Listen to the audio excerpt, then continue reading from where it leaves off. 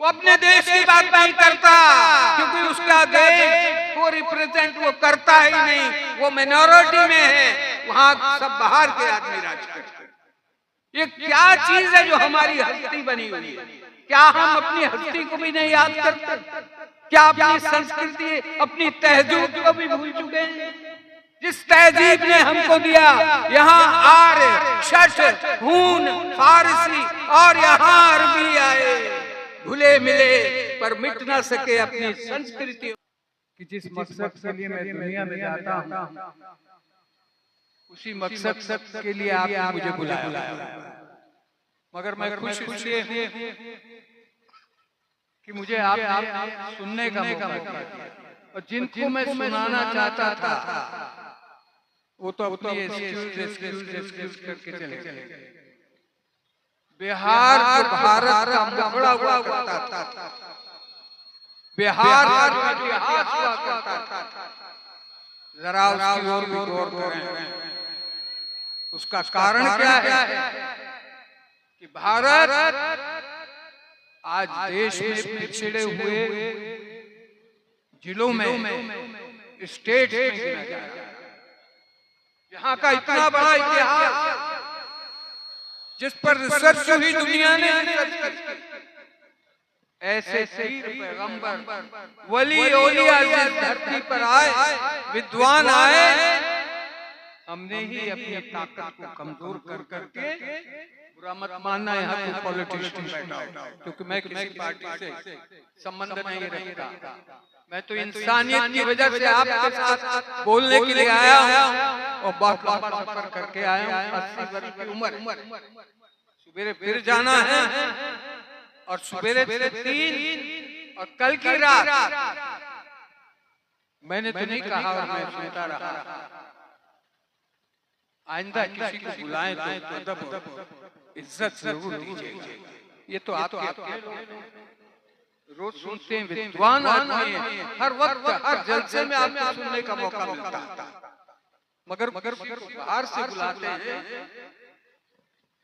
कितना सफर मैं करके आया पटना से गाड़ी का, कितने घंटे पैर सूज गए।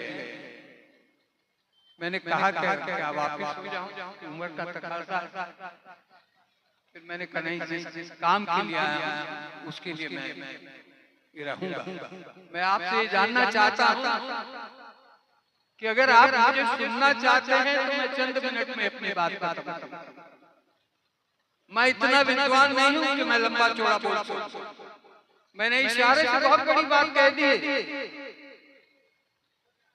कि नेता लोग होंगे, उनकी तुष्टीकरण करेंगे, हाजिरी लगा के चले जाएंगे, जहां आप हैं वहीं कभी बैठे रहेंगे।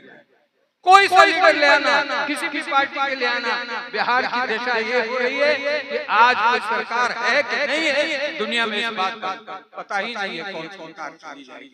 कारण कि आप में सहने की शक्ति है, इसलिए वह बार बार कहीं भी चले जाते हैं, कहीं भी आ जाते हैं। कोई भी सरकार बन जाती है, कोई भी सरकार चलती है और निकल जाती है। दोस्तों, मैं एक किस्सा सुना के अपनी बात को विराम करूंगा। मैं मोरक्को में था पिछले साल, और मोरक्को में दुनिया के मेंबर ऑफ पार्लियामेंट आए हुए थे, दुनिया के, और भारत से एक पार्लियामेंट का मेंबर था। पाकिस्तान की बात करते हैं, 4 मेंबर ऑफ पार्लियामेंट पाकिस्तान से रिप्रेजेंट कर रहे हैं।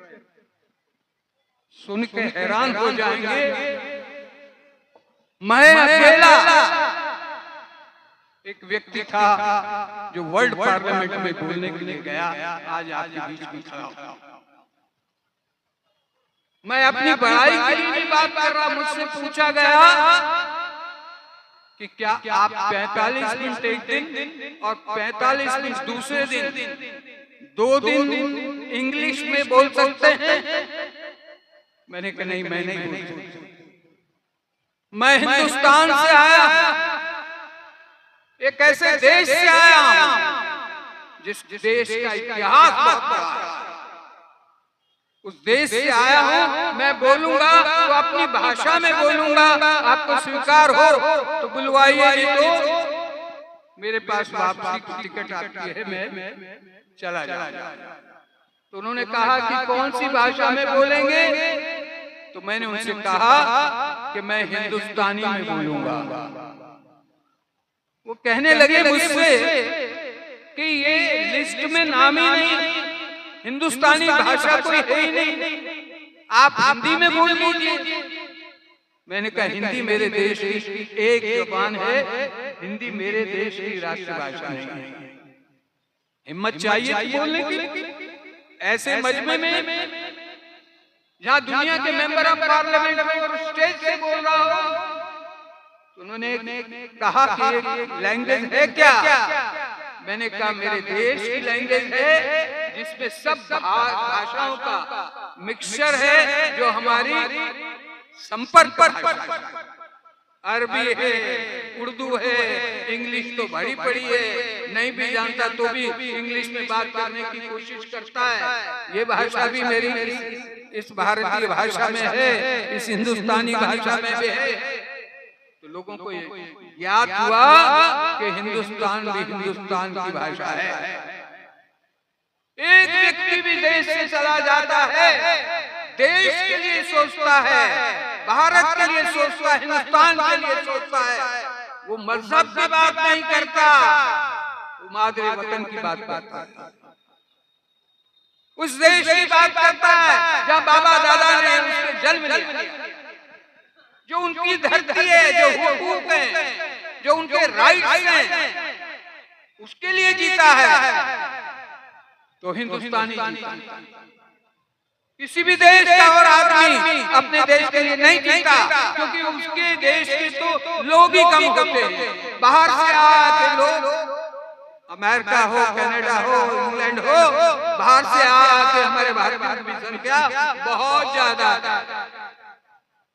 वो अपने देश की बात नहीं करता, क्योंकि उसका देश को रिप्रेजेंट वो करता ही नहीं, वो मिनोरिटी में है, वहाँ सब बाहर के आदमी राज करते हैं।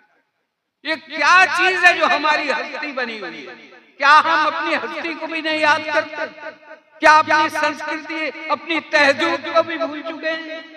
जिस तहजीब ने हमको दिया, यहाँ आर्य, शश, हून, फारसी और यहाँ अरबी आए, भूले मिले पर मिट ना सके अपनी संस्कृतियों के साए। आए यहाँ फिरंगी देखो, सौदागर का भेज लिए, जहांगीर ने थॉमस रो को व्यापारी अधिकार दिए। अपने इतिहास को जानो, आपका इतिहास का जिसको छोड़ दिया, इसलिए कोई गवर्नमेंट चलती नहीं, आपका देश नहीं चलता। ये जो हिंदू और मुसलमान का झगड़ा है, इसको समझने की कोशिश करिए। जिस दिन आप समझ जाएंगे, हिंदुस्तान आगे बढ़ जाएगा। विश्व गुरु हिंदुस्तान तब बनेगा जब हिंदू राष्ट्र की बात नहीं होगी, बात होगी हिंदुस्तान की, हिंदुस्तानी राष्ट्र, हिंदुस्तानी भाषा, तभी हिंदुस्तान बचेगा। एहसास जब तक नहीं होगा तो ये जलसों से कोई फायदा होने वाला नहीं है। जिनको फायदा लेना था आपके सामने बोल के चले गए। किस पार्टी के थे मैं नहीं जानता, उनको तो मजमा चाहिए। आज इस पार्टी में, कल किसी और पार्टी में चले जाएंगे। हिंदुस्तानी बनिए, अपने हकूक को मानिए। भारत के जो कॉन्स्टिट्यूशन ऑफ इंडिया है उसको पढ़िए और उसका अमल करिए, और उसके अगेंस्ट आप पर कोई भी हमला होता है तो इकट्ठे होकर खड़े हो जाइए। आपकी ताकत वो है, अपनी ताकत को समझने की कोशिश। टुकड़ों में बटा हुआ इस्लाम को मानने वाला व्यक्ति, हर नेता के पीछे चलने वाला व्यक्ति, इस्लाम को जो जिसका जन्म यहाँ हुआ है, मैं आपकी तारीफ करूंगा। ये बात सत्य है, वेदों में लिखी है। अगर इस्लाम आया तो इस धरती से आया, कहाँ गलत कह रहे हैं आप? मैं आपके लिए तुष्टीकरण की भाषा को नहीं बोल रहा कि मैं आपको तुष्टीकरण करने आया, आपको समझाने आया। अपने हकूकों को जानने की कोशिश करो। इस्लाम को मानने के लिए, नमाज अदा करने के लिए बाकी ज्ञान तो आपके पास पहले से ही है। आप 5 टाइम की नमाज अदा करते हैं। कोई दुनिया में ऐसा है जो 5 वक्त पूजा करता हो, 5 वक्त अल्लाह को याद करता हो, 5 वक्त किसी अपने ईश्वर को याद करता हो? आप भी तो हैं, फिर ताकत क्यों नहीं बढ़ रही है हमारी? क्या पाकिस्तान को डिवाइड करके उसकी संस्कृति को अलग कर दोगे? नहीं कर सकते। 75 वर्ष में भी आप सभ्यता, आप अपनी जिसको कहते हैं संस्कृति को समाप्त नहीं कर पाए। बाहर जाता हूँ, मुल्कों में, दुनिया में जाता हूँ, कौन पाकिस्तानी है, कौन हिंदुस्तानी है, कौन बांग्लादेशी है, कौन श्रीलंकन है, कौन बर्मा का रहने वाला है, मुझे नहीं दिखता। हर आदमी एक जैसा दिखता है। जब मैं पूछता हूँ तो मैं कहता हूँ भारत के कौन से इलाके से आते हो, तब मुझे पता लगता है वो भारतीय नहीं है, वो हिंदुस्तानी नहीं है, वो पाकिस्तान से आता है। मगर जो प्यार करता है, मोहब्बत करता है, वो वैसा ही करता है जो 75 साल पहले किया करता था। ऐसे हालात में भी जुबान बंद करते हो। ये दीवारें खोलते क्यों नहीं? आपका खून खोलता क्यों नहीं? अगर हम उस देश में, नेपाल में जा सकते हैं, हमके किसी वीजा की जरूरत नहीं, किसी चीज की जरूरत नहीं। आपके तो 10 कदमों पे है। नेपाल में जा सकते हो, कोई वीजा है? नहीं है। भूटान में चले जाओ, कोई है? नहीं है। फिर पाकिस्तान और बांग्लादेश के लिए क्यों है? क्या है? आजादी की लड़ाई में कोई ऐसा व्यक्ति था, ऐसी कौम थी जो आपके बराबर न लड़ी हो? तो उन बातों को आपस में शेयर करने से बात नहीं बनेगी। बुरा मत मानना, बुरा मानोगे भाई अगली बार बोलने तो आना नहीं है मुझे, क्योंकि आप बुलाएंगे ही नहीं मुझे, घंटों बिठाएंगे तो मैं सुनने के लिए आऊंगा। तो मुझे सोचना पड़ेगा, सुनने के लिए आऊं या दुनिया मुझे सुनना चाहती है उनके पास। मैं अपना वक्त खराब क्यों करूं? एक ही बात कही है, हिंदुस्तानी बनना सीख लो। जिस दिन हिंदुस्तानी और यहाँ के कॉन्स्टिट्यूशन को मानना शुरू कर, अपनी राइट्स को, एक भी गलत प्रस्ताव पास नहीं हो सकता। भारत में हमने 2006 में जमात बनाई थी, जिसकी मैं रहनुमाई कर रहा हूं, जिसको भारतीय सर्वधर्म संसद कहते थे।